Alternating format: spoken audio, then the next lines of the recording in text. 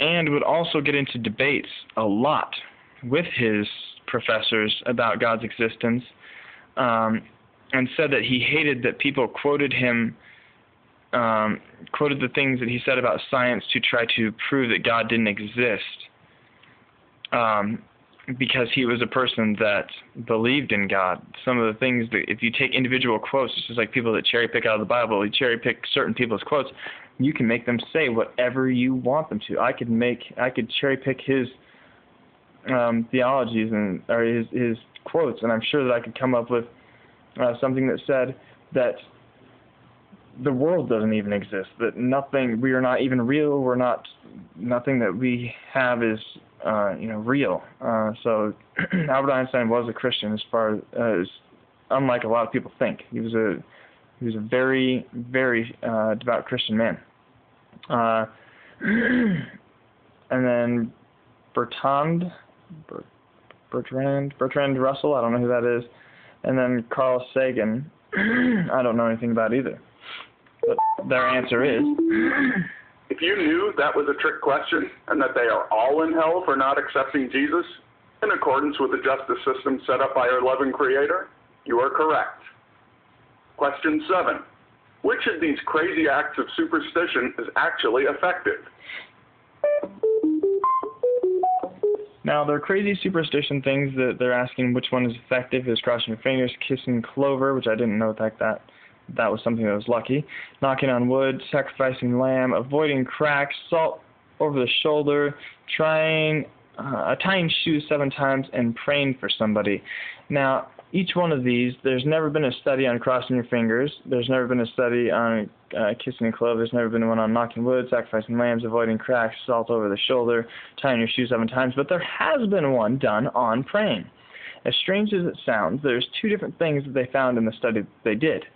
They found that people that are of faith and prayed had a higher chance of pulling through in a major surgery or accident, and those who had a view of, and the people that were of faith they were not people that automatically were part of number 2. They were definitely split into 2 different groups. But if you had a faith, you had a higher percentage of living, and if you had a view of living trees, you were more likely to pull through in a major surgery or pull through from an accident in a hospital. So their assertion that praying just doesn't do anything is actually false. Statistically, they've done studies, and people that have faith are more likely to pull through. If you know that praying for someone is so effective that you don't need to do anything to actually help them, you are correct. Question 8. Which of these facts from the Bible proves that God's Word is scientifically accurate? Okay.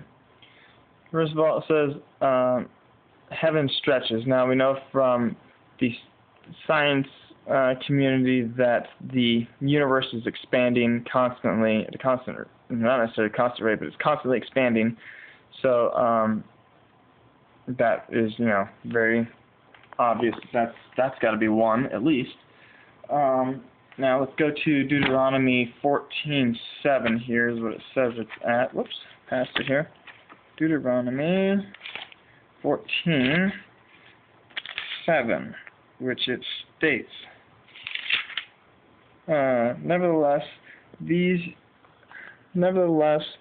ye shall not eat of them that chew the cud, or of them that divide the cloven hoof, as the camel and the hare and the coney, for they chew the cud,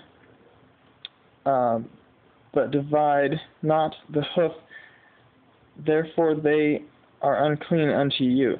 Now, having had rabbits, it's a stupid assertion. I've owned rabbits in the past, and those guys do, maybe it's not cud as in cud like a cow, but those things will store things in their mouth, and they will just gnaw on them and chew them. It'll be that of chewing chewing cud. And not to mention that those things, those laws that were given right there, those were laws that were governmental laws, not laws given by God. The ones that are given by God say, "Thus saith the Lord." And at the end of this, let's keep going down. No, thus saith the Lord. This is written by a man, and all the dietary laws were written by man, and never by God. Never once did God, "Thus saith the Lord, thou shalt not eat camels, and thou shalt not eat pigs."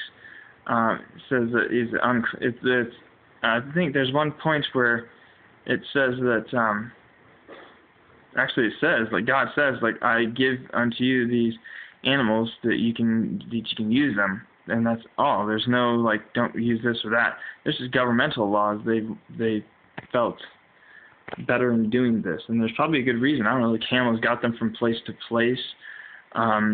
The rabbits, I'm not really sure about those ones, but the pig, those, people have found that eating pig, it can give you parasites, and it's not very good for you because of those parasites.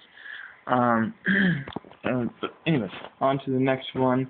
It says the sun goes around the earth, which is in Ecclesiastics. It says, in Ecclesiastics, shoot, I have a brain for it. I don't ever go to Ecclesiastics very often, so let's find it real quick. Ecclesiastics is page Ecclesiastics 426. It says the sun goes around the earth, and what it really reads in the Bible, and I did not rehearse this, I haven't looked up any of these, so I'm just going to give you my answer at the top because I'm not the best with this stuff, but I've read the Bible, okay, so I'm not the best, but I have done some research.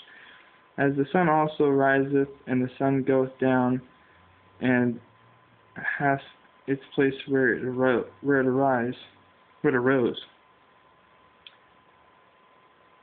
It just says the sun sets and rises. That's all it says. It doesn't say that it goes. Said nothing actually about it going around the earth. It just says it set and that it rose, which we still say today. So that's a very stupid assertion. Again, Leviticus 11:19. Leviticus, and this is a problem that I see with a lot of people, is that they just assume that the things that people are saying are true. I did for the longest time, and ran with it and said some horrible things to Christians. And I used to be a Buddhist, like I said, and Buddhists don't believe in a creator of the universe, and I said some horrible things to some Christians.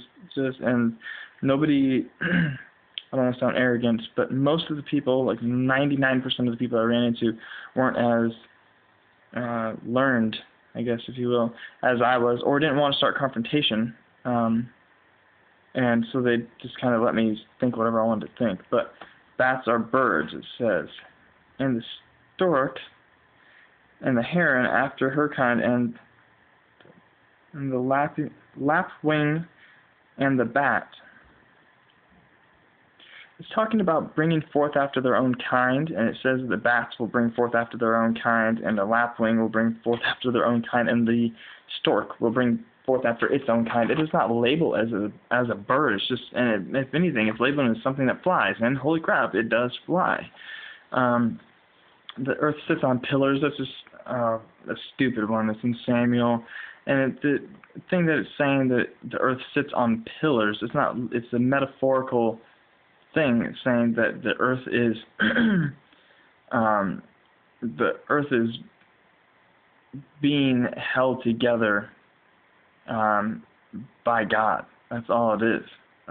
Biblical hermeneutics again says and supports it, and it's a college class. So anybody that is putting out those things is just ridiculous. But Leviticus, still in the book of Leviticus here, even in chapter 11, verse 22, we read, "Even those of them ye may eat, the locust after his kind, and the bald locust after his kind, and the beetle after his kind, and the grasshopper after his kind. Now again, it's talking about them coming forth after their own kind. And they made the assertion that it says that beetles walk on 4 legs. How? I don't know. But that's what they came up with. The moon is a light is the next one in Genesis 1:16. Now, if you look up in the night sky, that is a light. It illuminates the ground so you can see it at nighttime. It is a light. Is it a light like the sun? No. Does it say it's a light like the sun? No. So the fact that they're even saying that is, that proves that the Bible is not trustworthy is just a stupid assertion. The quote in Isaiah